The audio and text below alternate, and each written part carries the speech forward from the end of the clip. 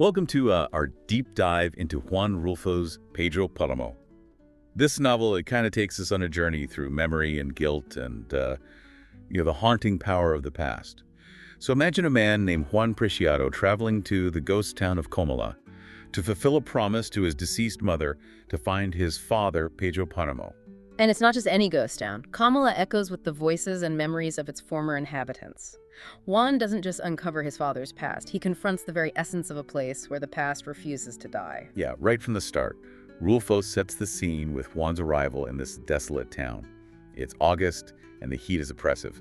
It's described as poisoned by the rotten smell of the saponaria. Even the road seems to mirror the emotional journey ahead, going up and down, up and down.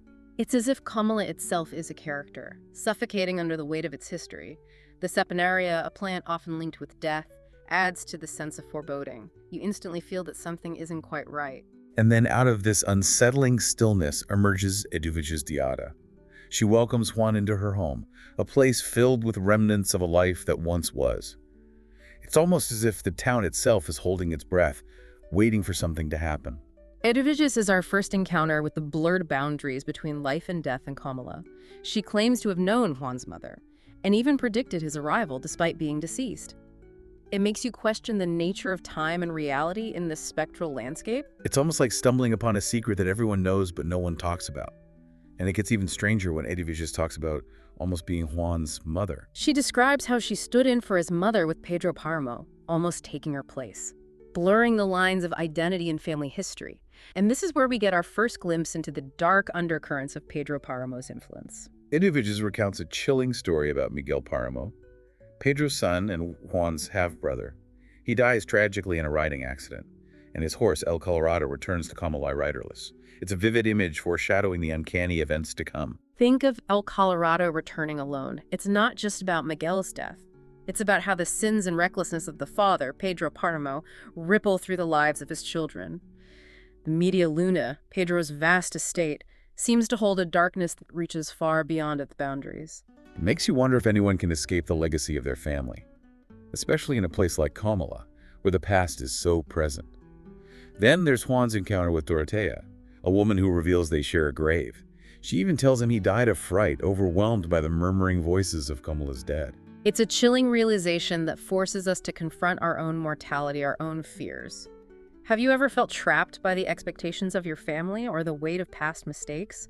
Juan's death becomes symbolic of Comala itself, a town so consumed by its history that it can't breathe. And all this time, the figure of Pedro Paramo looms large. We learn about his obsessive love for Susana San Juan, his childhood sweetheart. Their reunion, after years apart, is bittersweet, marked by Susana's detachment from reality. It feels like they're both haunted by their own ghosts. Pedro Paramo is trying to recapture a lost past, but it's an illusion. Susana is trapped in her memories, and Pedro, in his desire to possess her, only pushes her further away. It's a reflection of how we sometimes cling to idealized regions of the past, unable to see the present for what it is. It's like he's trying to rebuild his own personal Eden. Right. But the foundation is built on control and ultimately sorrow. Yeah, it makes me think about the stories we tell ourselves to justify our actions. How often do we try to reshape the past to fit our desires instead of accepting it for what it is? That's such a powerful insight. It's like we're all trying to outrun the ghosts of our past. But sometimes they catch up with us in unexpected ways. Let's go back to Miguel Paramo. Eduviges describes a chilling encounter with him after his death, seeing him at her window, smelling the Media Luna on him. It's as if the Media Luna Pedro Paramo's estate is a source of corruption infecting everything it touches. We see it reflected not just in Miguel's fate, but also in the moral decay of Comala itself. And that brings us to Father Renteria, a man clearly wrestling with his own demons. He's complicit in Pedro Paramo's tyranny, benefiting from his power while ignoring his cruelty. Think about a time when you might have compromised your own values for convenience or personal gain. Father Renteria represents that struggle within all of us, that tension between what we believe and what we do.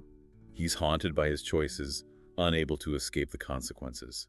After Miguel's death, we see him wandering the streets of Comala at night, seeking solace by the river but finding none.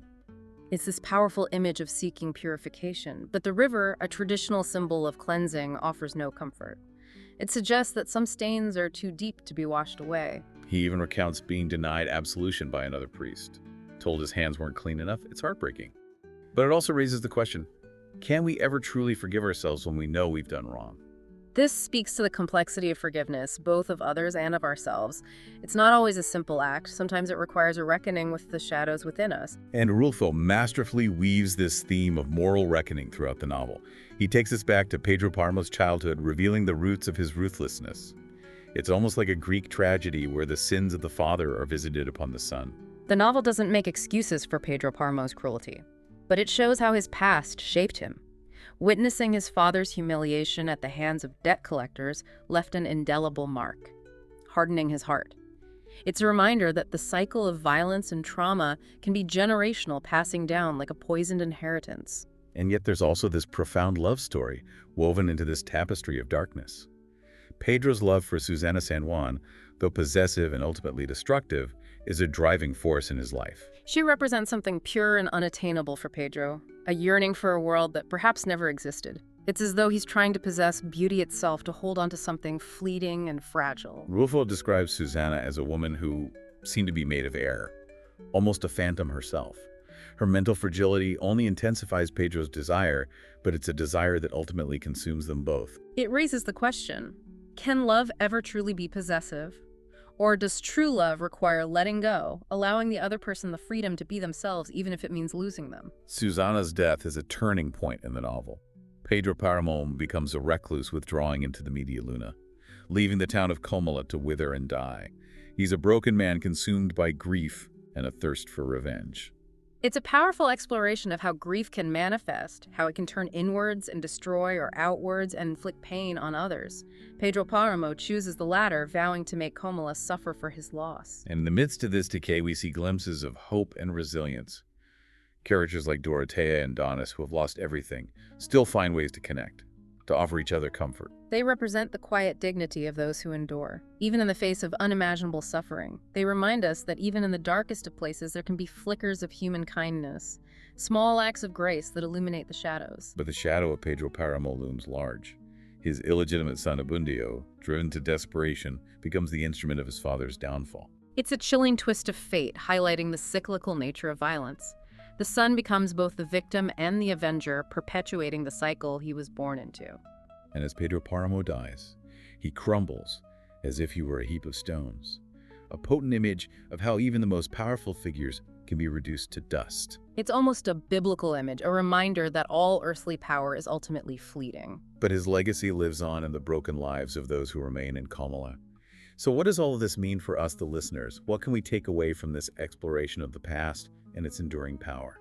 I think Rulfo is asking us to confront the ghosts that haunt our own lives, the unresolved conflicts, the buried secrets, and perhaps more importantly, to find a way to make peace with them. Yeah, it's like he's holding up a mirror to our own souls, asking us to examine the parts of ourselves that we might be afraid to see. He challenges us to consider how our past shapes our present, and whether we are bound by its chains, or capable of breaking free. Let's focus on one of the most enigmatic characters in the novel, Susana San Juan.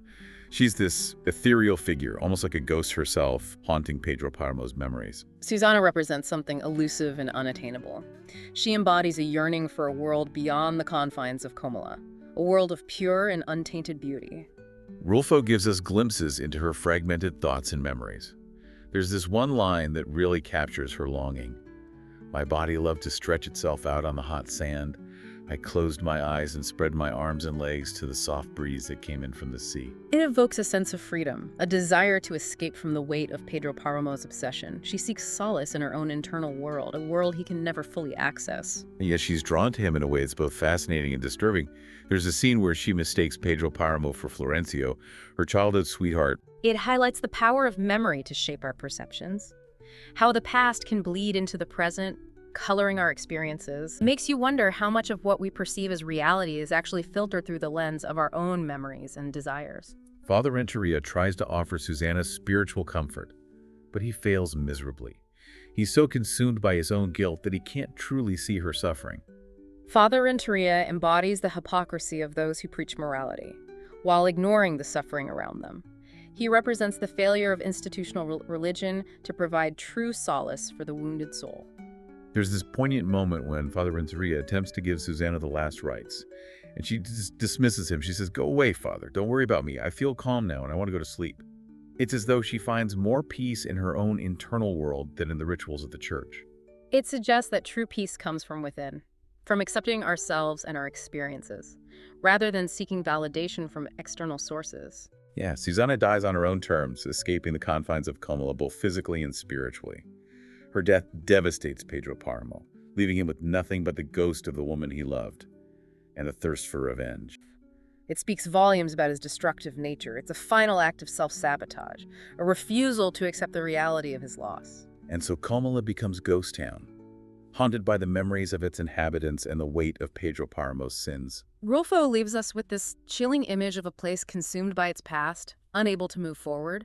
It's a cautionary tale about the dangers of clinging to ghosts, of allowing our past to define us. It's a reminder that we all have ghosts that we carry with us, but we have a choice. We can let them define us, or we can confront them, learn from them, and ultimately find a way to move forward. Thanks for joining us.